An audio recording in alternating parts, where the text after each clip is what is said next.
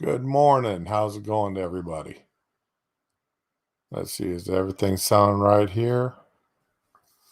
Help if I put that in so I could hear.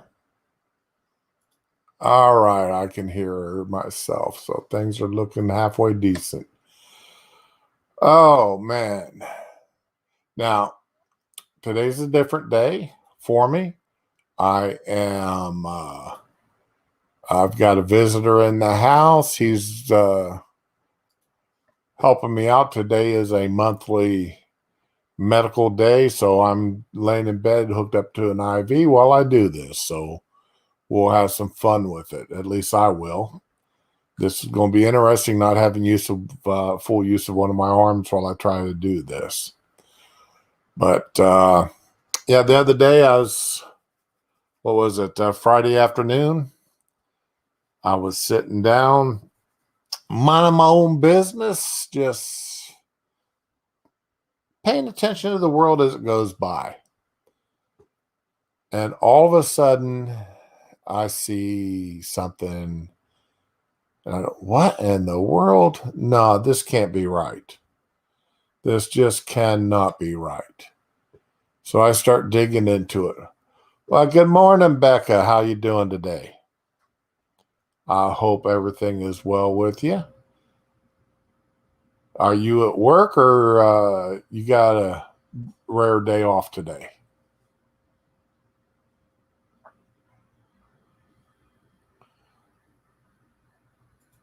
But I saw something here that just absolutely blew my mind. I simply could not believe that this actually happened. Now, I want to start with this. Just a little reminder here of what I'm going to be talking about. We're going to start at the beginning, which is real easy. Take a look here at the Federal Register. And let's see. Here she comes. And of course, let's see here. Yeah. And of course, I need to try to embiggen this so we can see what's going on with this. All right. Under President Trump, Executive Order 13978 of January 18th, 2001, building the National Garden of American Heroes. Oh, Becca, your knee. Oh, I missed that. I missed that happening. Oh, well, I hope they've got you on something decent and you're sitting back with your leg elevated and ice packs on it. Are you working from home at least? I at least hope you're working from home and not from going in the office. By the authority invested in me as president by the Constitution and the laws of the United States of America, it is hereby ordered as follows. The building and rebuilding of monuments to American heroes. I make it policy for the United States to establish a statutory park named the Garden of American Heroes National Garden. To begin the process of building this new monument to our country's greatness, I established the Interagency Task Force for Building and Rebuilding Monuments to American Heroes and direct its members to plan for the construction of the National Garden. The task force has advised me, has completed its first phase of work, and is preparing to move forward. This order revises Executive Order 13934 and provides additional direction for the task force. The purpose: to chronicle our history, show that America is a land of heroes. As I announced in my address at Mount Rushmore, the gates of a beautiful new garden will soon open to the public, where the legends of America's past will be remembered. I loved it. When I heard this speech, I sat there and I wanted to clap. Well, good, Becca, good, and good. I'm glad. Yeah, I knew you were a smart young lady. I really knew you was a smart young lady.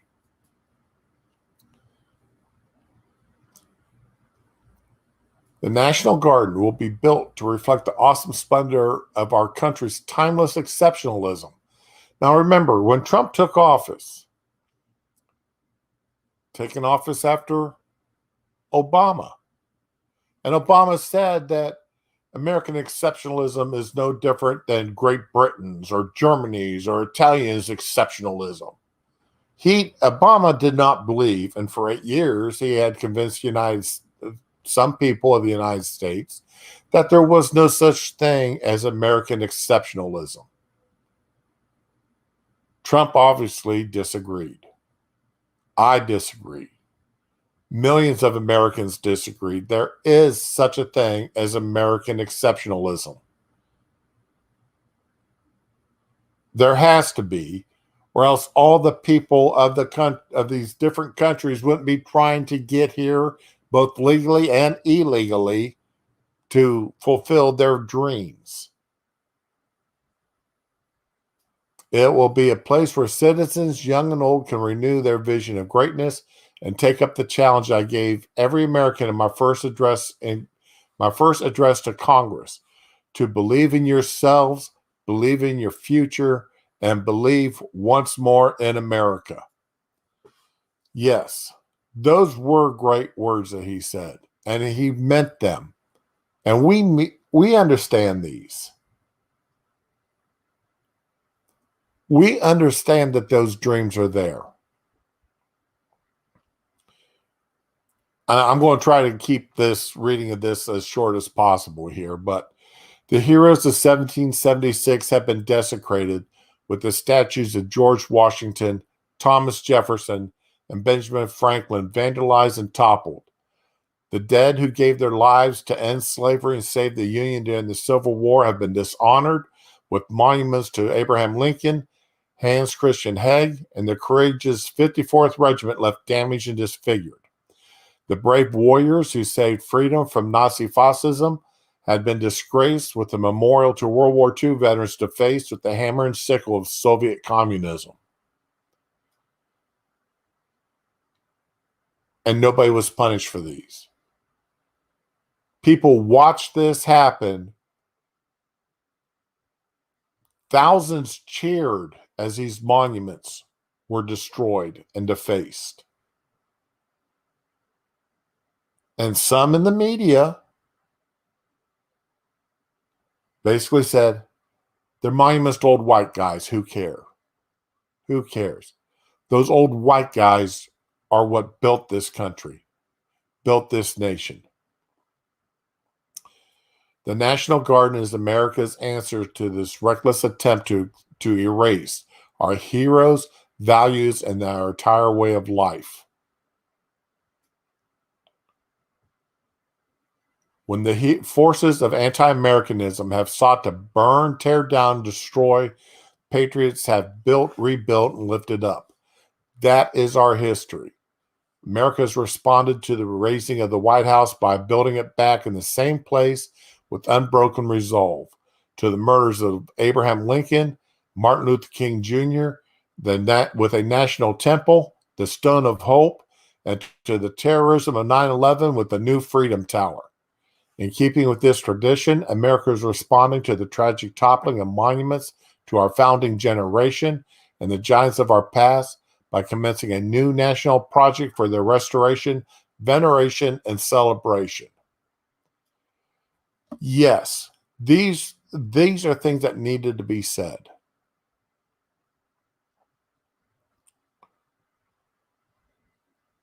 We needed this. This country needs this. We need a place where the heroes who've built this country, white, black, red, yellow, pink, purple, male, female, Republican, Democrat, Whig, Tory, Bull Moose Party. They're people from all walks of lives helped build this country into what it is today, into making it one of the greatest nations on the planet ever to have been here. And to allow the desecration of the monuments to these memories, to these people's memories, it's beyond, it's absolutely beyond the pale. And Becca, you're right. It is absolutely disgusting that this happened and this was allowed to happen and that this was cheered on.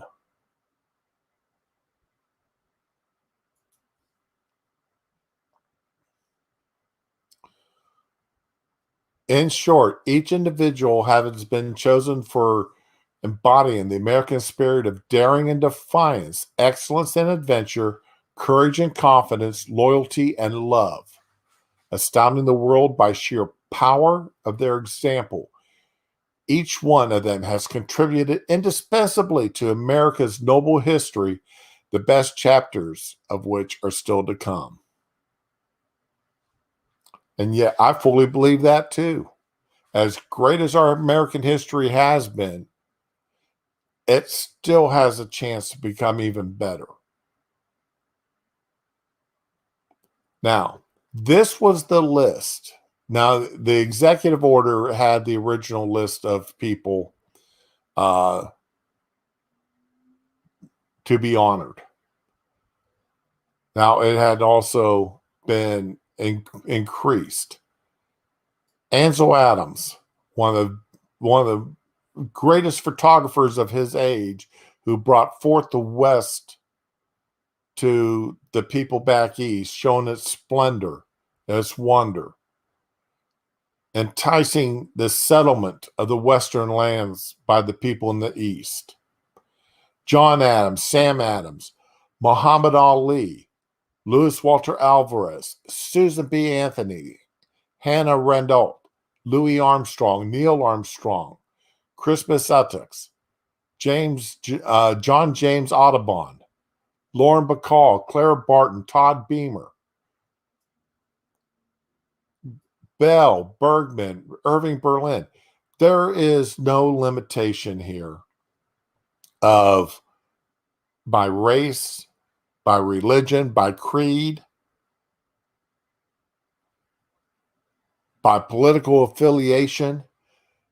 This list, and I dare anybody to go through this list and find a name of anyone who had not contributed in one way, shape, and or form to making America a better nation over the time. Duke Ellington, my God, the man's music. Ralph Waldo Emerson, his writings. The Marquis de Lafayette.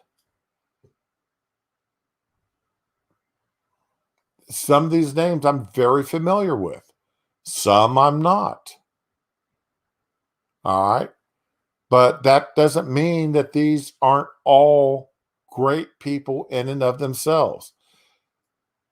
Steve Jobs, right there next to Katherine Johnson and Barbara Jordan, right next to Thomas Jefferson. Claire Booth, right next to Douglas MacArthur. Dolly Madison, James Madison, and George Marshall, followed by Thurgood Marshall.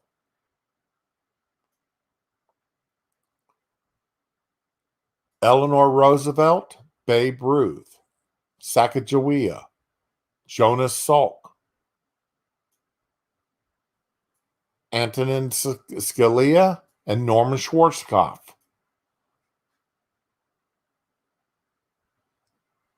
These are all individuals. Even Elvis Presley. These are all individuals who improved this country in one way or another. This list was not a political list. This was about as apolitical as you could get. There was no political litmus test. There was no religious litmus test. There was no skin color, country of origin, nationalized versus being born as a citizen. These are all individuals who helped create and through their own efforts interwoven into the fabric of our country over the time, improved it, made lives better in one way, shape, and or form. And there is no how anybody could be against this list. And Becca, the list was not political. We know that. You and I both agree on that. Anybody with an honest bone in their body knows that this was not a political list. Now, I am reading this straight from the Register, straight from the Federal Register. There's no spin to this. There's no whitewashing. It is exactly what it is. This is what Ira Hayes. Anybody who has ever listened to Johnny Cash knows who Ira Hayes was and how he died. Anybody who's listened to Johnny Cash. And if you've never heard the song Ira Hayes by Johnny Cash, I highly recommend. It's on YouTube.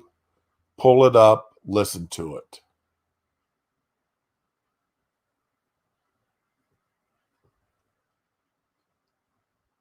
All right. So that's as much of this as I'm going to go through. And I will fight anybody who says that this was a bad thing to do.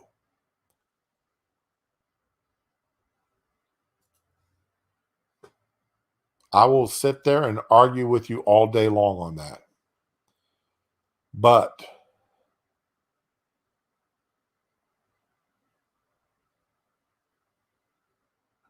oh yeah, you need to, and I'm going to throw the link to the this Federal Registry into the comments.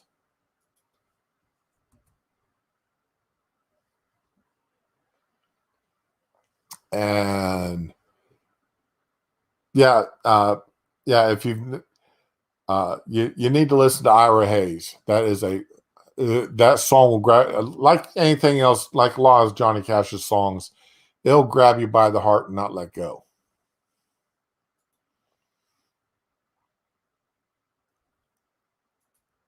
So, and I remember Trump's speech at Mount Rushmore when he announced that. And I mean, I cheered. I mean, I literally yelled, yes. I did a fist pump. I was so glad. I mean, I have never been so for a government expenditure of dollars on something not directly tied to national defense as I was for this. There was nothing I could get out of that could be wrong. So you can imagine my shock when Friday, this is what I see.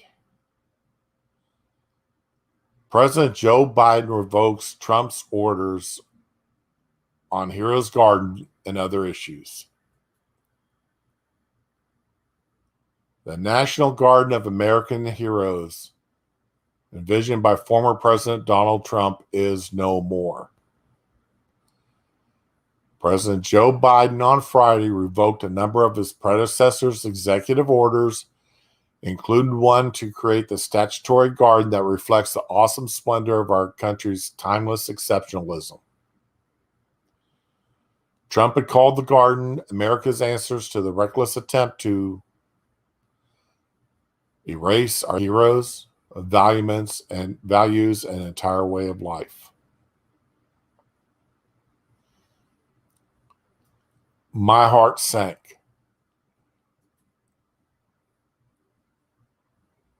There is a lot of things. Becca, I did not think even Biden or Kamala Harris. I didn't think there was a Democrat alive today in office that would revoke that would publicly come out against it. I don't know how anybody sitting in public office could come out against this. I never dreamed it could happen. I hate to admit that you were right, and I mean, I was foolish in thinking that it couldn't happen. That's why I was so angry when I heard that Friday. If it hadn't been for the fact that my weekend was so bollocksed up with other things going on, that I really I almost canceled plans that the wife and I had made to get on here and stream about this. You're exactly right. It's attached to Trump. That's why they were against it. And it's not virtual signaling. There is no virtue to canceling this.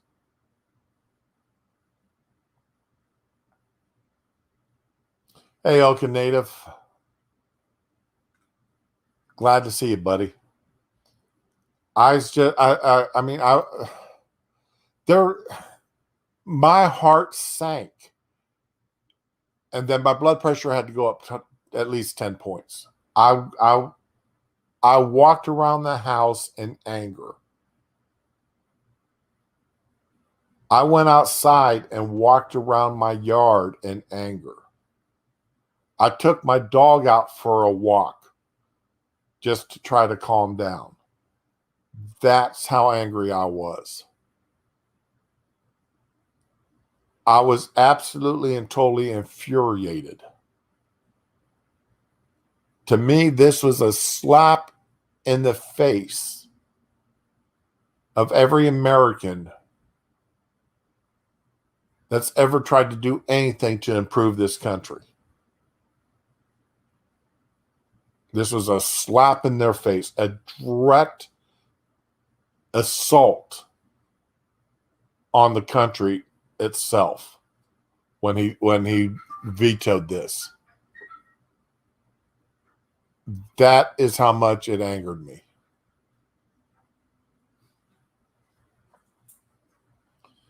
You're right. It is a virtue to hate Trump. No matter what it is, they will dump their beliefs and to mess with this way. I mean, there's how, why? Cutting off your nose to spite your face. That's where this comes to. This is what this gives absolute the picture of that statement.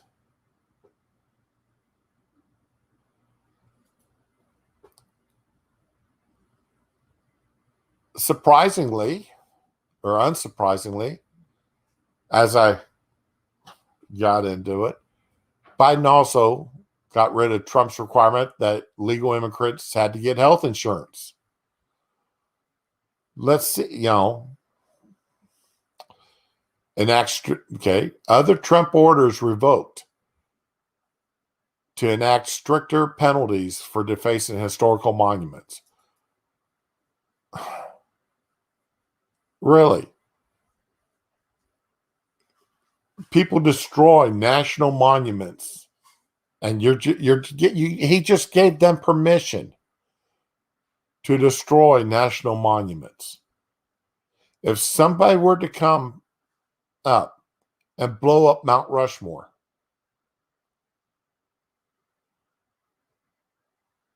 there'd be no punishment. If the Washington Monument, the Lincoln Memorial, no punishment for defacing or destroying these monuments.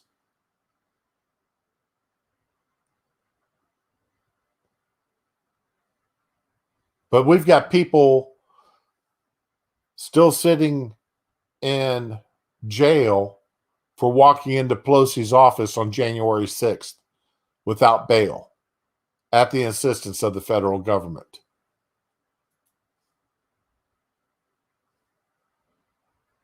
This doesn't make sense. I mean, there's no semblance of honesty here.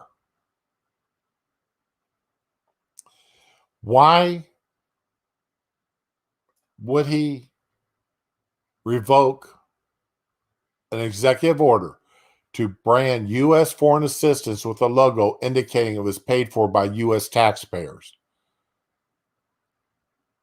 Anybody who finds that an insult to get a bag of rice or grain because it's got a statement on it, a logo saying paid for by U.S. tax dollars, if that offends them, then they don't need to get that bag of rice. They don't need to get that grain. They don't need to get that box of medicine.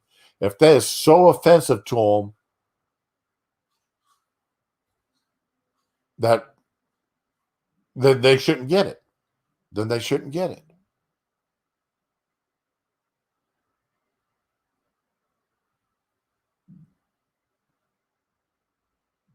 These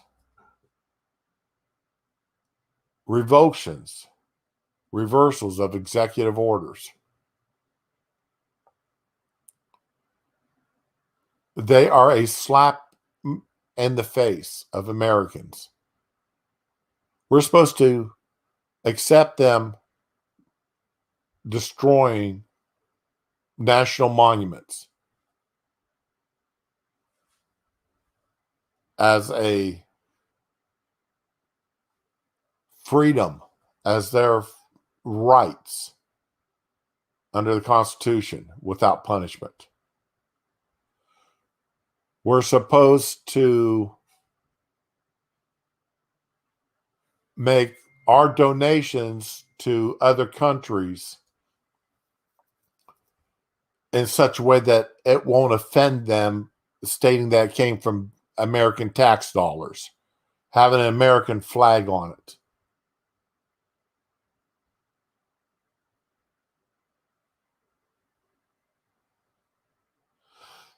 You're right, Becca. You're right. Remove the reminder. I'm putting that up there. Remove the reminder that the collective paid for it. It makes sense that people want to believe that they're entitled to it. Yeah. I wish I thought of putting it that way. Thank you, Becca.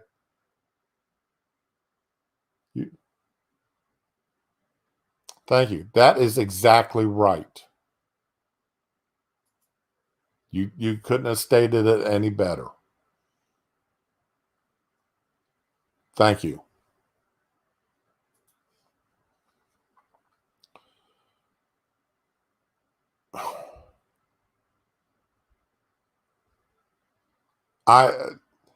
This was the USA Today's take on the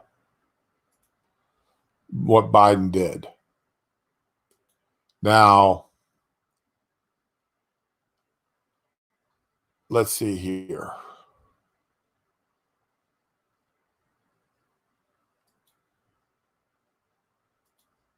Let's see.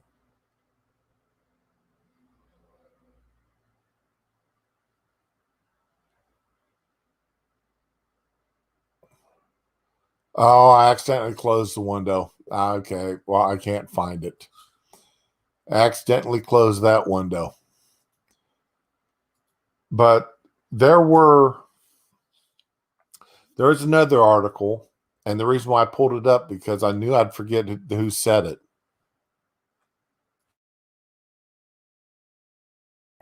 Excuse me, you didn't need to hear that. Because I can't remember who said it, but someone had actually posted up a statement or had been quoted a statement along the lines was, who did Trump think he was in telling us who our American heroes had to be? Because he listed 224, or was it 244 individuals. Now, Trump never claimed that those people on that list were the only people ever to be in there. Or he just said these were the ones that he wanted in there, according to his executive order. And again, if you can point to me a name on that list that should not be there, and you can defend it, I'll be surprised.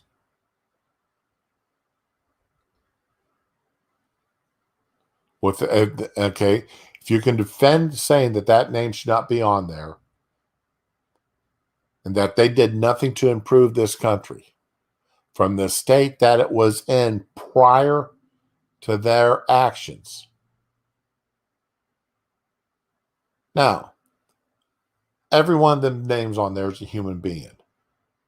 Every name listed, all 200 plus people on that list, is a human being. Martin Luther King Jr., he had mistresses. He ran around on his wife. He was not a perfect man.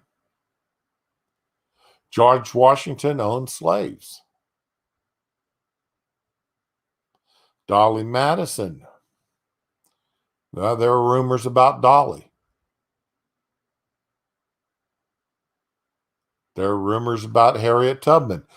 Everybody on that list had their own failings. They were all a product of their time. They were all human beings. And as the saying goes, everyone falls short of the grace. There is no such thing as a perfect human.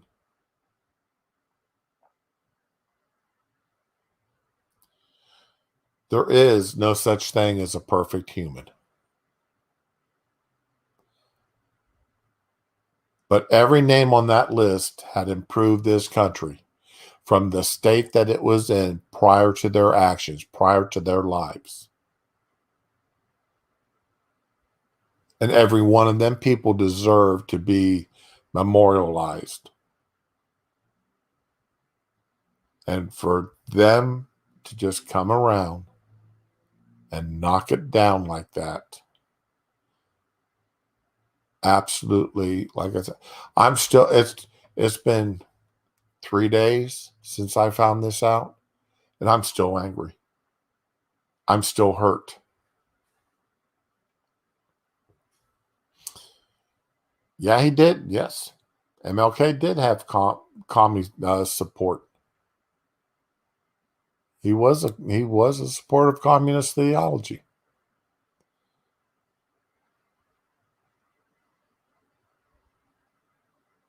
But that didn't stop him from immeasurably improving the lives of Americans. He added his life, his goals, his actions to the great fabric that's made our country what it is today, and it made it a better country, despite his failings, despite what he did wrong.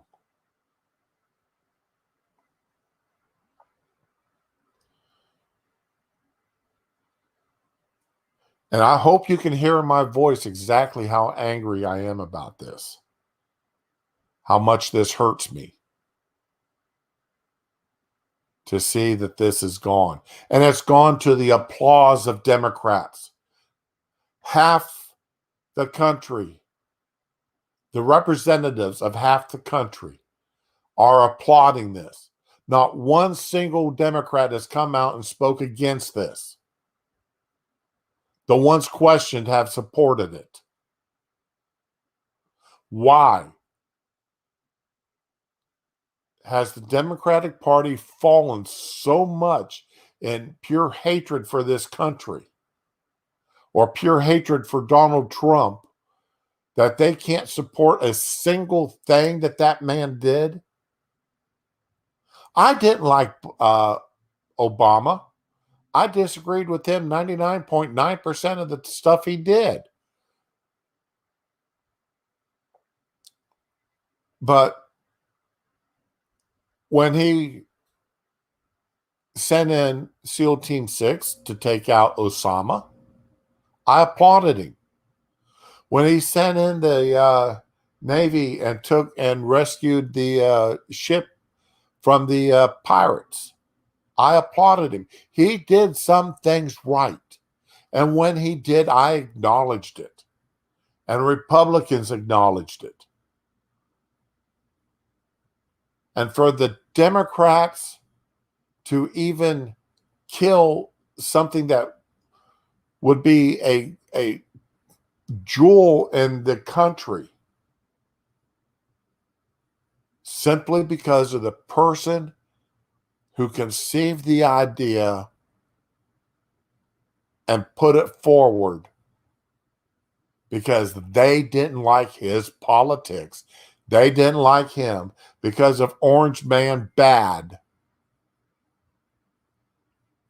It's inconsistent. I could not conceive of this happening before it happened. I could not have conceived of this happening. I've said that before at the beginning. I could not have conceived of this happening when it did, prior to it actually happening. It just absolutely floored me. And it was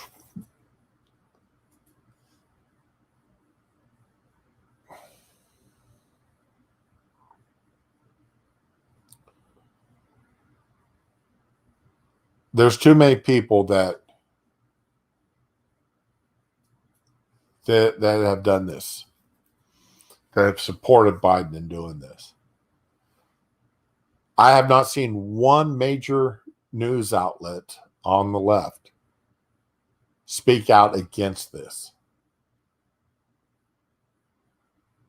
At best, they were tepid in their support. They reported it as a straight news story instead of putting an opinion into it. Yeah, Trump did mess with their money, and that is a big no-no in the swamp. But worse than that, Trump called them out on their nonsense.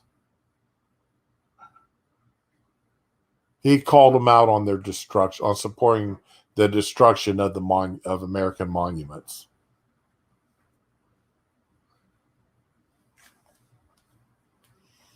You know, and that's where they did wrong.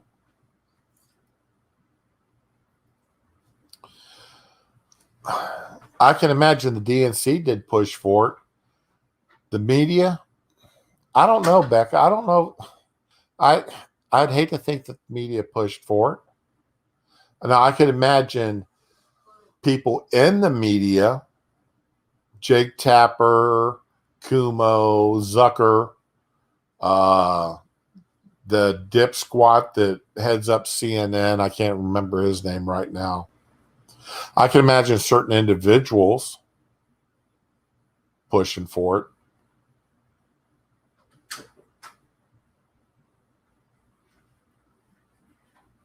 But this is, I'm still, even though I've been talking about now for almost 40 minutes,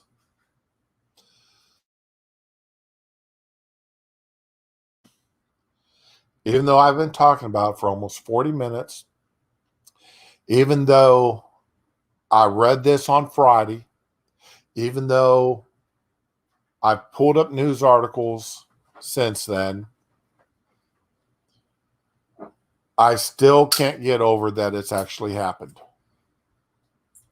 And what a disgrace that is. We should be ashamed that this happened. This is not a proud moment.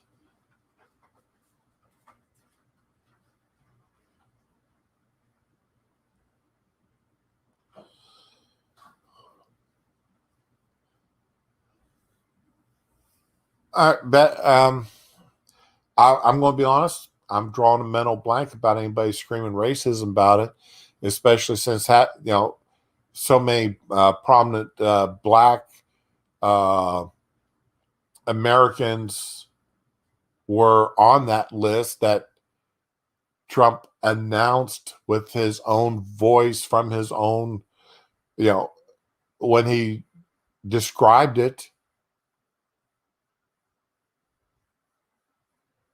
He mentioned people of every race, of male and female, of both political parties.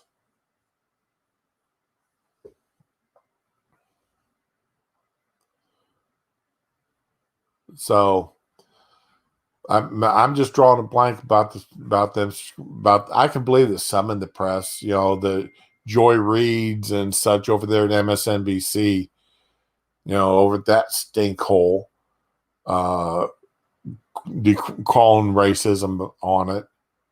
But I'm absolutely drawing a blank to anybody at seeing, well, Don Lemon, I can imagine him doing it.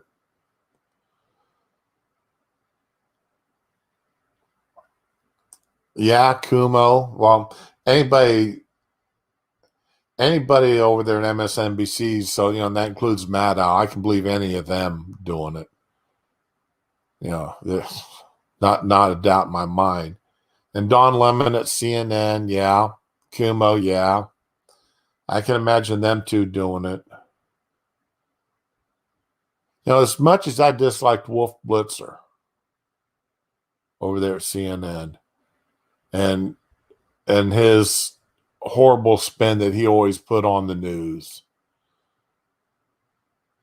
Now I look back at some of his stuff and he's comparison to a lot of the people they've got there now. Wolf Blitzer was a paragon.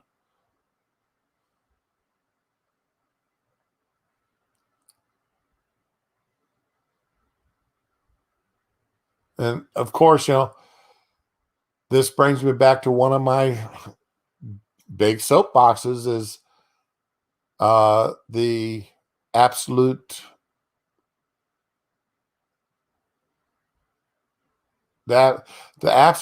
bias, unadulterated, no pretense of anything by the media and pushing an agenda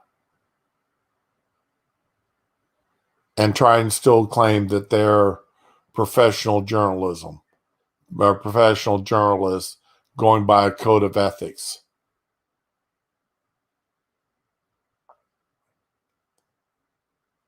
So that's a constant soapbox of mine. And it seems like no matter what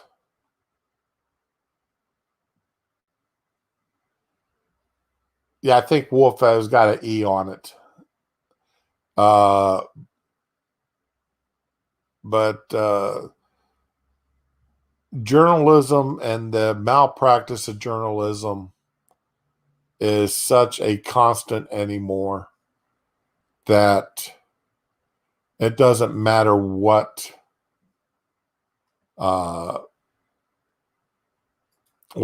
been said or done with it. It's all there.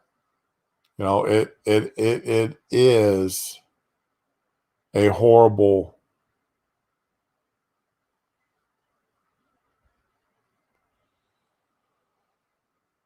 It is horrible what they do and how they do it.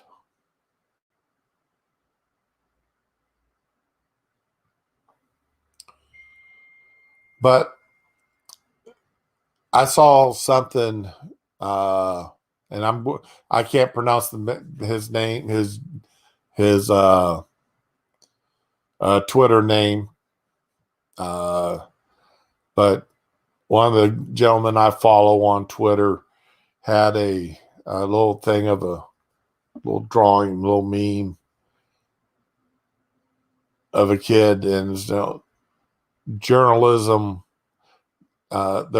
The art of telling the truth that had truth scratched out, and underneath it lies uh, written beneath it describes journalists. And that's the way I feel about most 90% of the journalists anymore. Is, they're out there to push their agenda, they're out there to push their own lies and the way to push their agenda. And in supporting this, and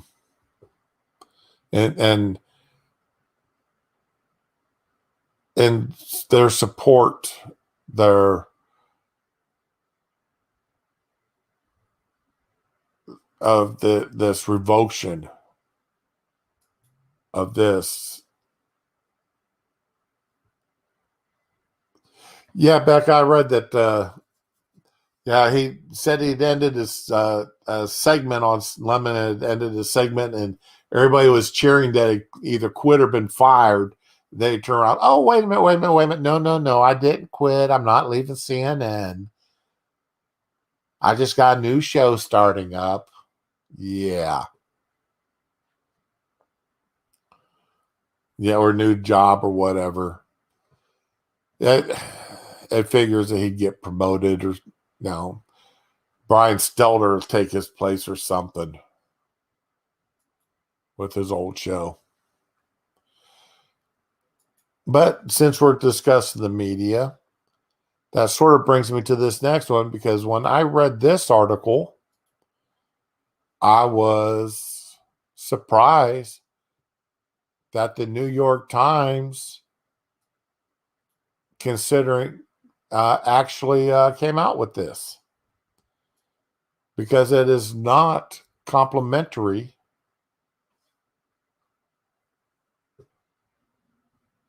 of, yeah, he definitely did clickbait us, because it's definitely not complimentary of Joe Biden. And remember what, one of the biggest knocks they had against Trump was his short temper. And then turns around, this article pops up.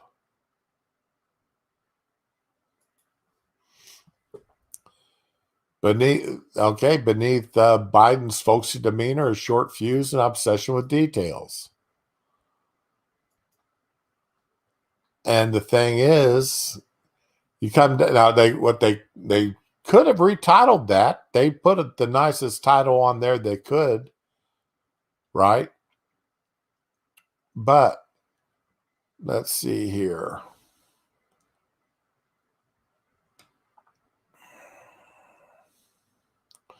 Come on down. Where'd it go? Let's talk plain English here. All right, here we go. Avoiding Biden's ire during one of his decision-making seminars means not only going beyond the vague talking points that he will reject, but steering clear of responses laced with acronyms or too much policy minutia, which will prompt an outburst of frustration, often laced with profanity. Biden is cussing. He's cussing out the employees. I thought that was for 4 years a big no-no with Trump. That showed what a bully he was, that he actually used street language.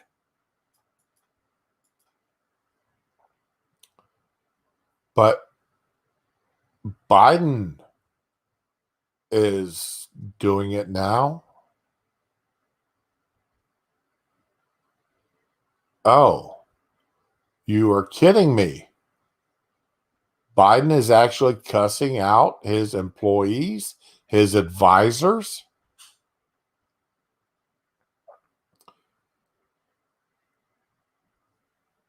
Okay, Biden arrives at 9:30. Uh, Trump was usually there by 7, if I remember correctly. Is that Champ or Chomp? Was Champ the Chomper or was Major the Chomper? Which one was it that was constantly? Which one of his two German shepherds was actually attacking people, biting them? Because I don't remember.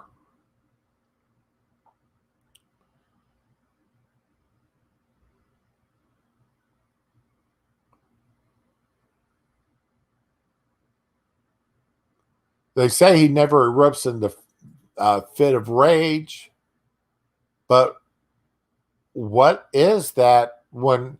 What do you call it when you start cussing out your employees? Uh, that it's got to. I mean, I only cuss out people when I'm angry at them. I don't cuss them out when I'm not angry. When I don't cut, I don't cuss out people when I'm not angry at them.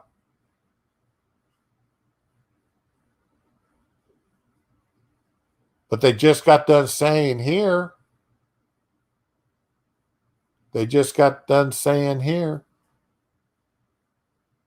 that Biden is cussing out people using profanity.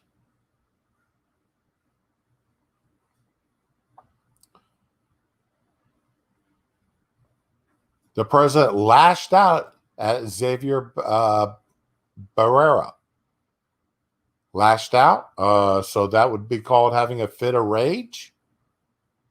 You see how they use language, they use terminology to downplay one person that they agree with, downplay theirs, or exaggerate another's.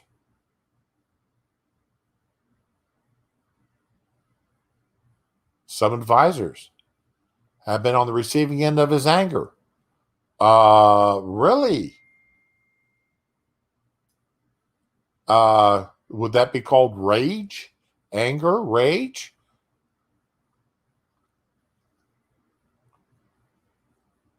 He hates blanching fast talk, sounds like doublespeak. That sounds like Trump, doesn't it?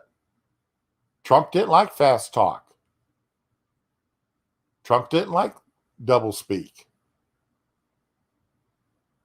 So what was bad in Trump is good in Biden. That's exactly what they're saying here. What was bad in Trump, Trump's rage, Trump's anger, while it's acceptable and good in Biden.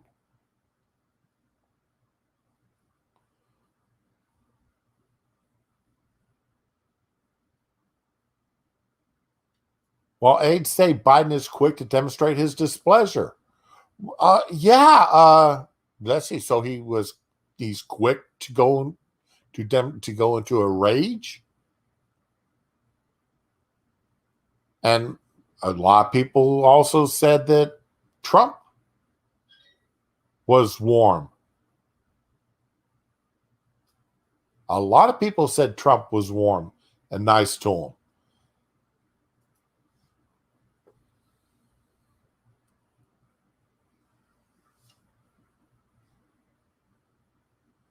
Oh yeah, you're absolutely, yeah, Becca, you're right about that. The big effing deal when Obamacare passed. Yep, on the open mic, and that sort of got white. Yeah, that sort of made a joke over. But the double speak by the media Yeah, that's exactly it. What was bad in Trump is good in Biden. What's good in Biden was bad in Trump. Orange man bad, demented leadership good.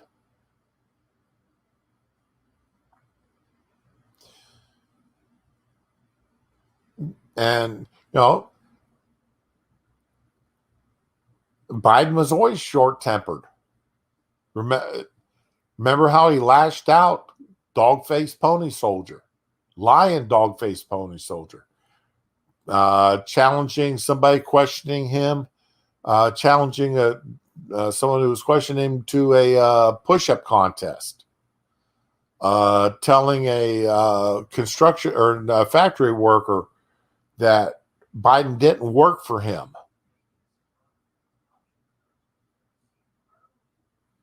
But all that stuff was swept under the carpet by the media. But if Trump had done any one of those things, then it would have been played up as showing how unfit Trump was for office.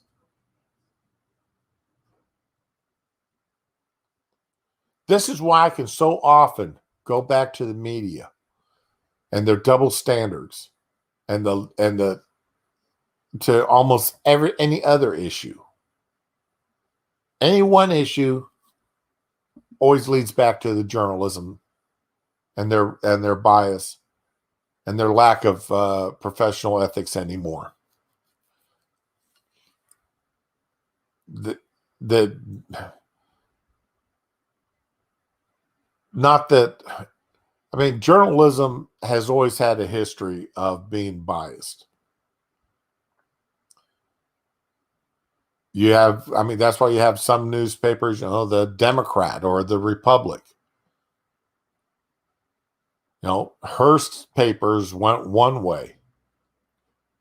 The newspapers and Walter Cronkite, the venerable Walter Cronkite was a big time liberal. And you could tell that in some of his reporting. That's why after the Tet Offensive and Cronkite started questioning the United States being in Vietnam, the thing was, once we've lost Cronkite, we've lost the war.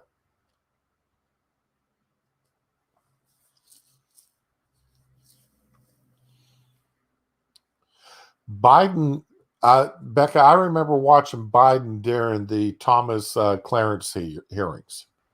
And yes, he was just as combative back then. Way back then, when he was chairman of the judiciary and led the hearings there for Clarence Thomas. And I was a young fool, and I thought that that was the first time I'd really sat there and watched hearings. And I actually thought that Biden had been doing a decent job until, as I watched more and more hearings, and I realized what a scuzz fart he was actually being during those, and the way he played everything. So yeah, Biden's always had a quick temper, and he's always had a bit of a foul mouth on him. But it's just always been excused or overlooked.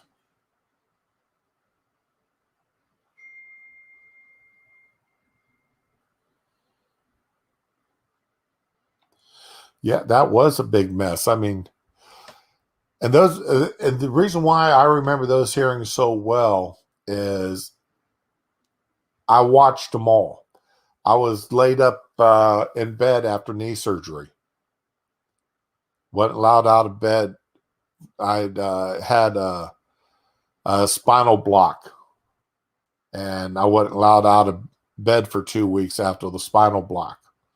And I've come to find out that I'm one of those people that get that nasty ass headache after having a spinal block done. So I was flat on my back for 2 weeks.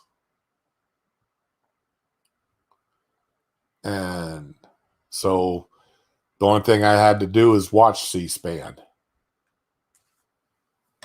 So I watched those hearings. And by that, like I said, at the first, when the hearings first started, I thought Biden was doing a decent job. By the time those hearings were over with, I'd grown to have a great distaste for Joe Biden.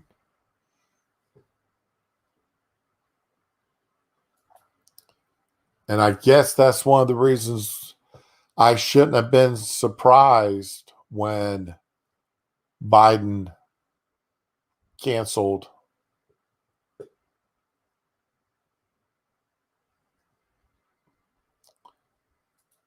the National Garden of American Heroes. I shouldn't have been so surprised. I knew he was a dirt bag. And see, now we're coming back to this again.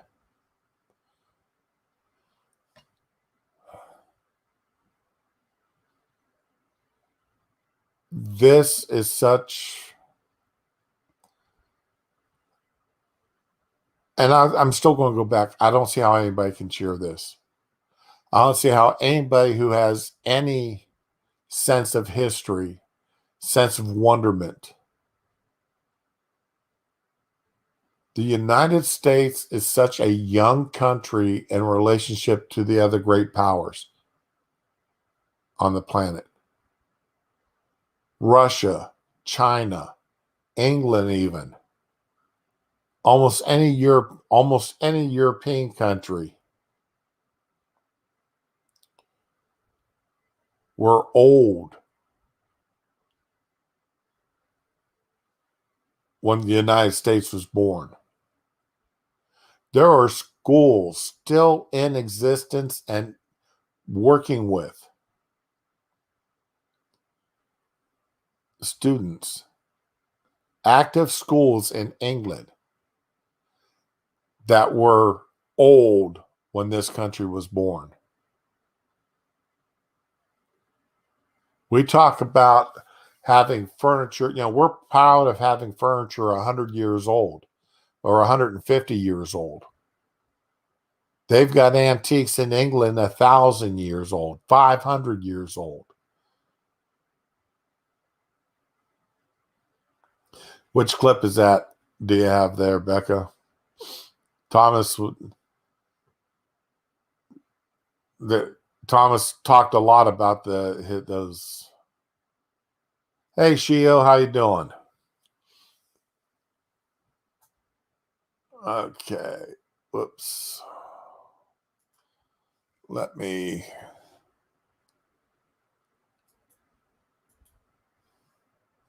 open that up.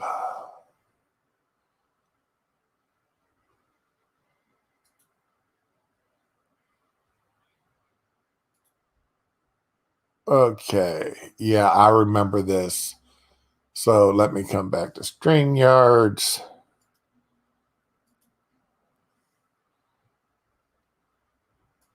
Pull this up.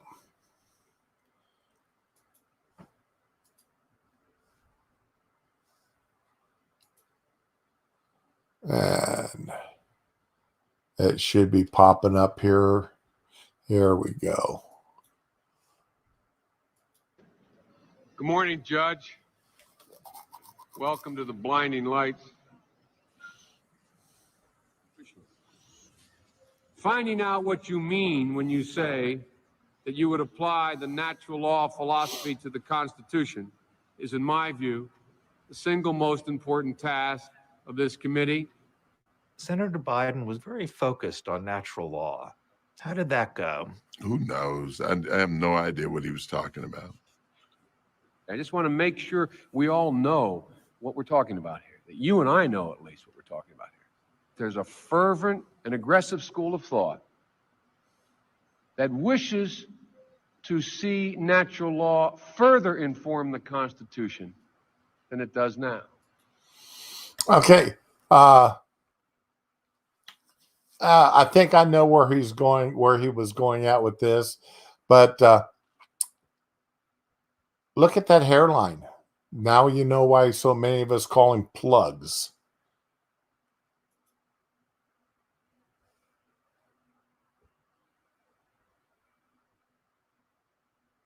Now you know why so many of us that remember Biden from back in these days called him plugs. Argued against by the positivist led by Judge Bork. Now, again, that may be lost on all the people. You know, and I know what we're talking about. I have to be perfectly honest with you. You sit there and you have no idea what they are talking about. All I know is that he was asking me these questions about natural law. Someone may apply it in a way, like Moore, who leads him in a direction that is, quote, liberal. You may apply it in a way that leads you in a direction that's conservative. Or you may, like many argue, not apply it at all. But it is a fundamental question that is going to be almost impossible for non-lawyers to grasp in an exchange. But you know, Non-law, in other words, the American people are too stupid to understand what's going on. Yeah, that sounds like something Joe would say and mean. American people are too stupid to understand what's going on. and I know it is a big, big deal. And in conclusion, One of the things you do in hearings is you have to sit there and look attentively at people you know have no idea what they're talking about. Yeah, Biden definitely has no idea what he's talking about.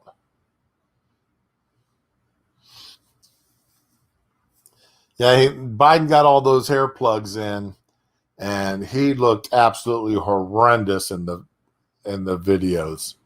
He looked horrible. You could see those plugs.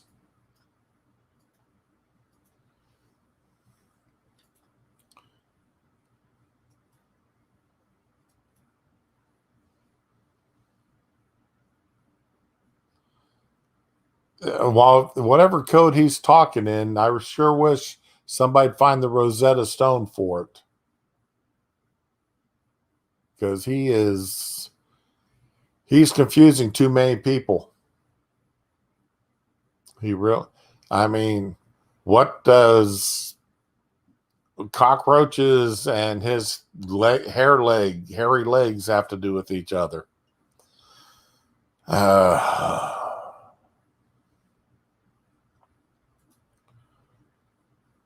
But anyway, all right.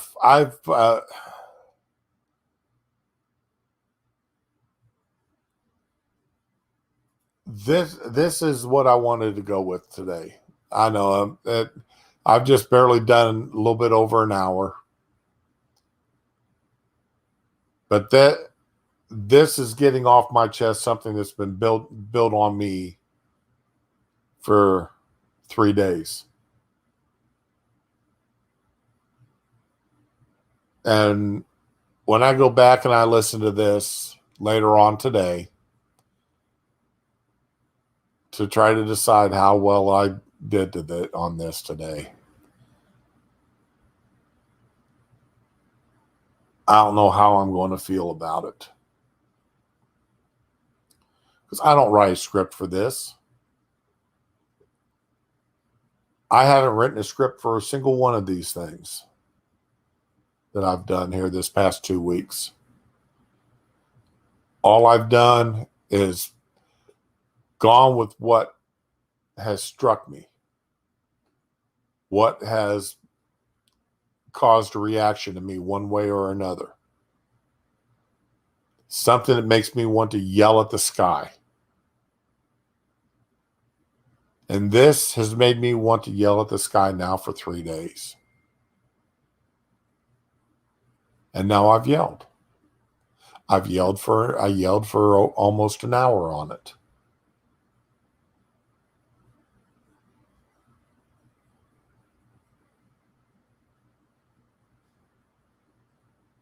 And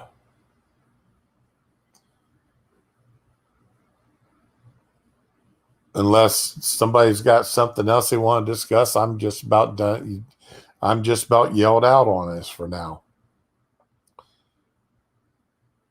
Because there's nothing else for me to say. I'm disgusted. I'm embarrassed. I'm ashamed.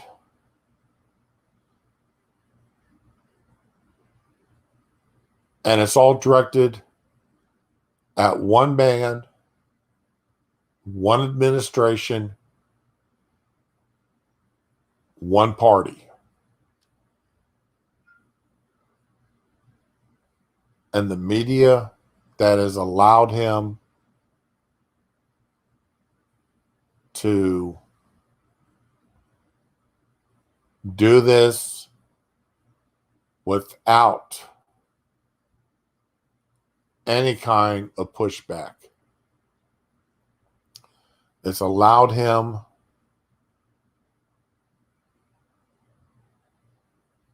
and allowed people to praise him for doing this.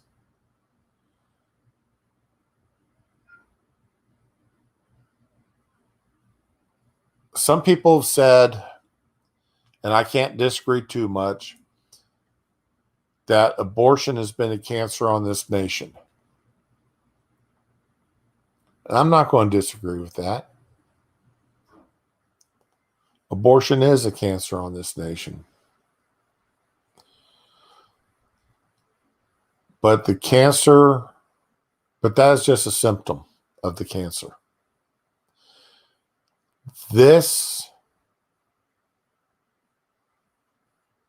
and what this means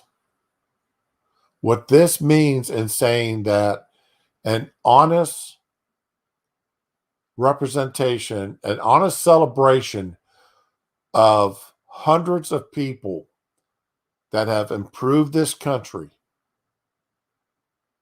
is being rejected, is being denied, is being thrown on the ash heaps simply because they don't like the man who presented it. They don't like the man whose initiative it was. That they are going to stop something to show the intrinsic value of so many people. And like I said, there are names there. Out of those 200 and plus some odd names, there's easily a few dozen that I sat here and looked at, and I'm going to have to go back and research because I don't know all those names and what they've done. But that doesn't mean that those names aren't important to American history and to our fabric of this country. That those people didn't have things that they contributed to make this country better, either in a macro or micro way. They all contributed to this country, and their lives should be celebrated. And because either they don't like the person who proposed it, they don't, or they actually hate America, they actually hate this country. And of the two, I don't know which one's more disgusting of the two reasons.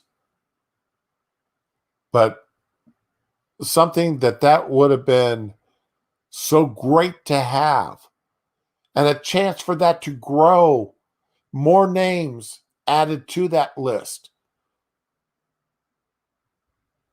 as time went on, more people added to it, that when you looked back upon their lives and what they added to the country, they didn't have to be great political figures. They didn't have to be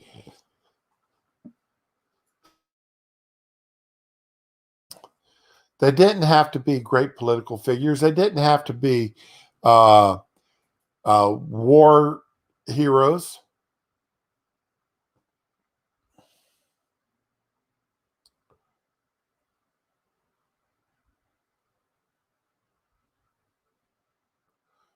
All these people had done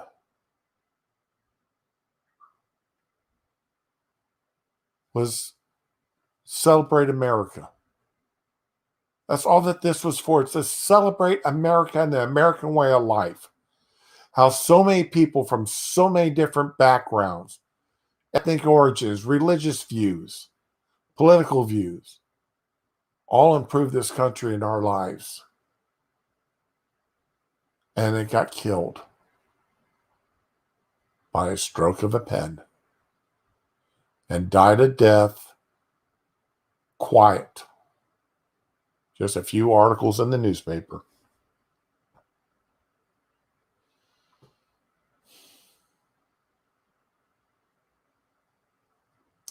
Thank you, Becca.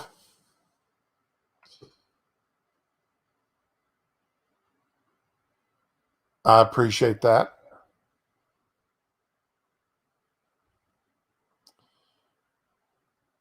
I appreciate you think I've vocalized my viewpoint. I hope it came across well.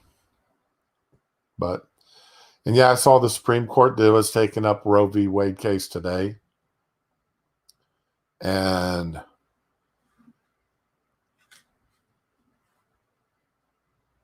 I'm going to wait until after I get a chance to read the arguments before I weigh in on that. But I'm all for, I've never supported unlimited abortions to start with, but that is as it is. 10 minutes of happy. I tell you, let me try to find something here. Let's find something for Happy Shroom. Let's get Happy Shroom out here. We've got to. Let's bring this old boy out. Let's have a few minutes here of happiness. Hey, there he is. There's the little Happy Shroom. I do have to appreciate Farr for drawing that for me. That is such a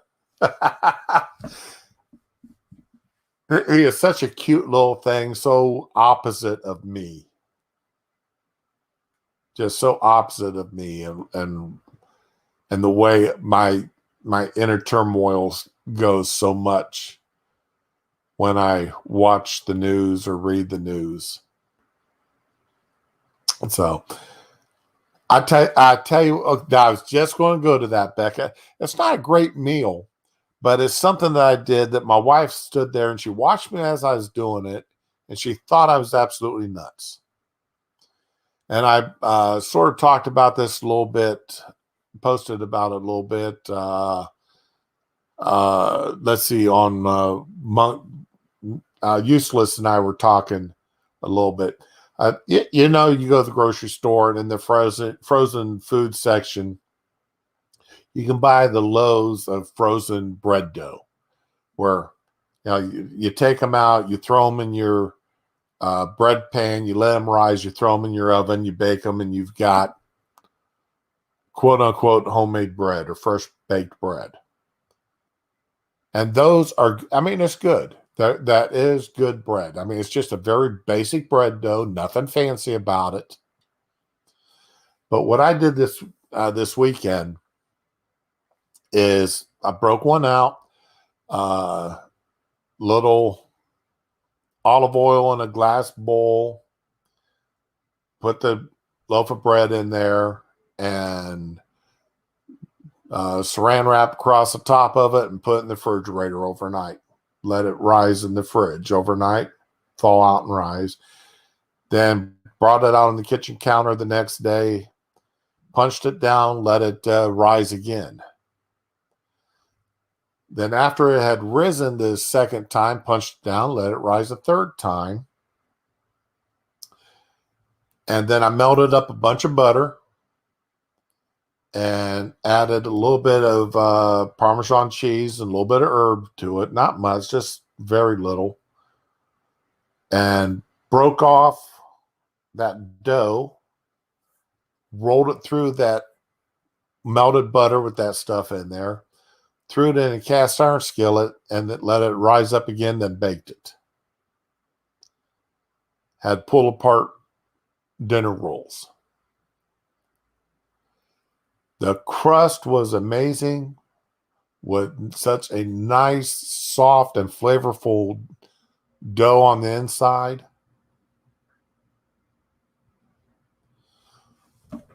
Whataburger honey butter chicken biscuit for brunch. Oh, I haven't eaten Whataburger in years. We've got one here in town. Well, the next town over. But I haven't eaten out there in a long time. But yeah, Becca, it really was good. It really was. And I was just talking to my nurse there a few minutes ago, or a little earlier today.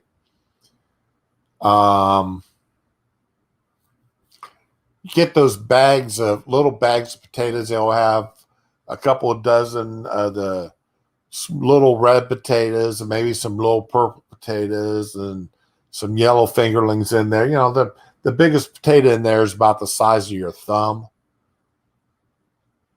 And we all know potatoes are nothing but carb bombs.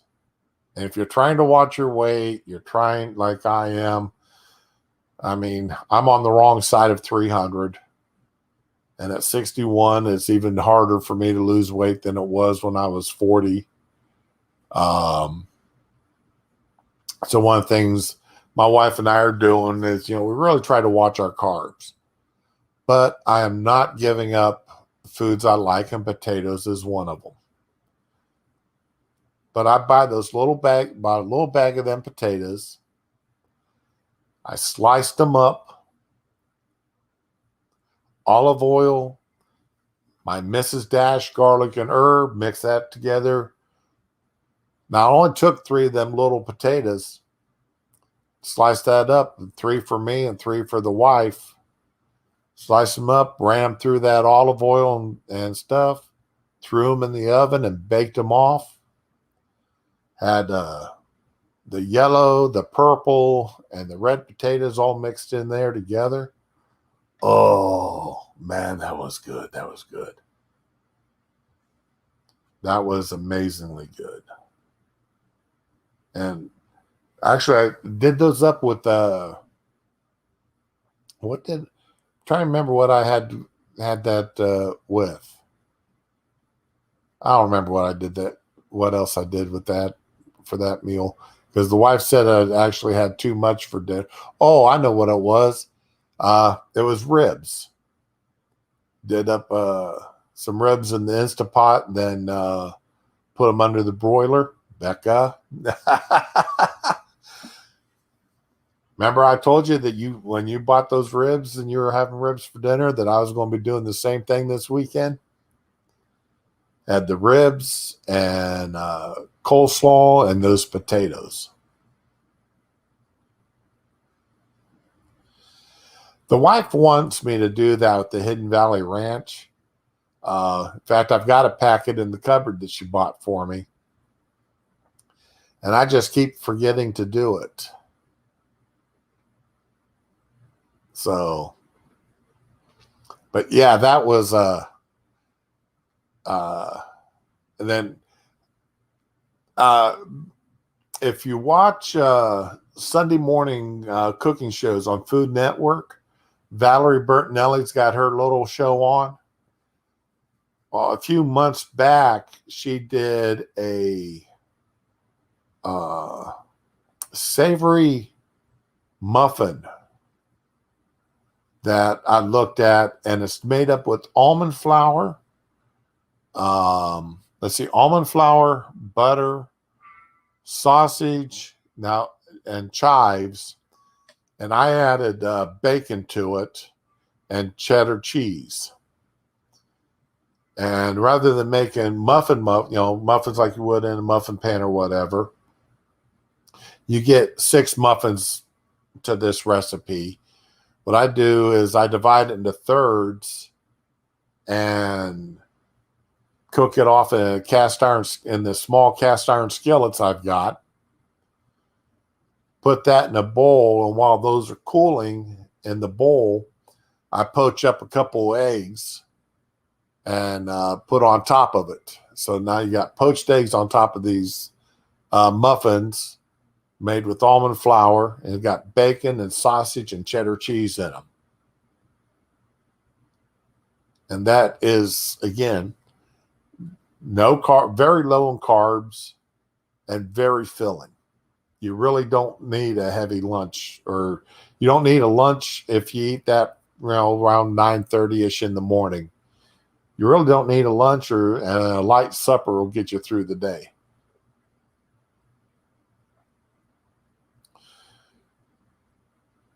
Yeah, I do add in red onion. I don't add in white. I'll add in red onion to that.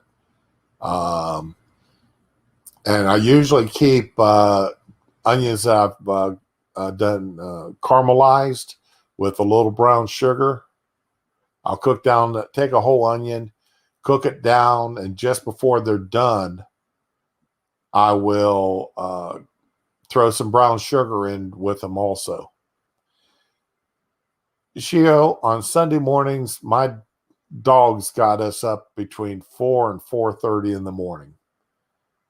And I normally go ahead and stay up, and hopefully, so that the wife can try to sleep in a little bit on Sunday mornings.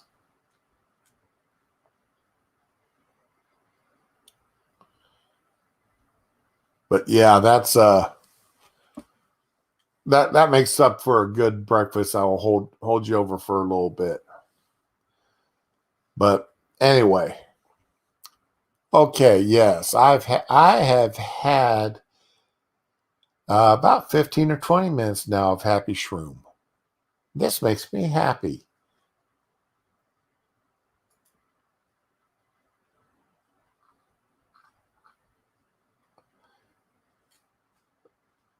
Oh,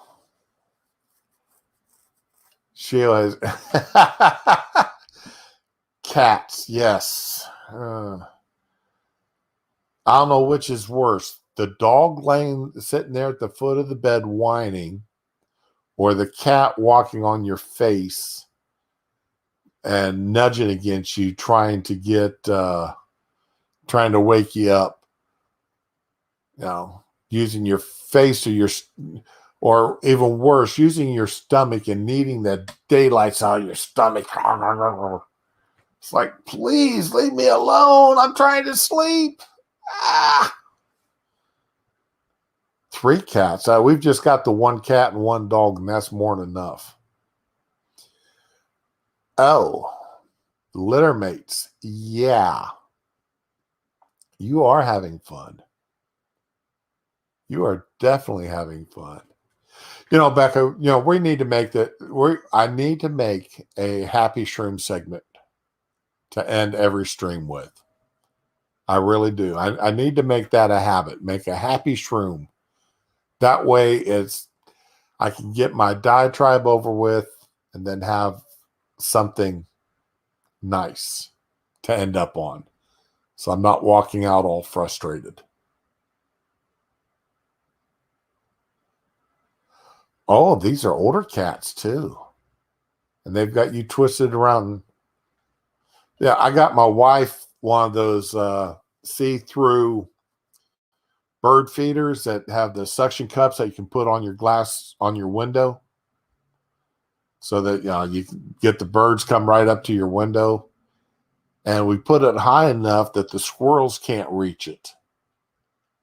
Well, the squirrels will jump up on the window ledge, and our cat will sit there on the back of the couch, tail just a twitching away, watching these squirrels trying to get up to the bird feeder. It is hilarious. And the squirrels, they know that glass is there, so they're not afraid of the cat.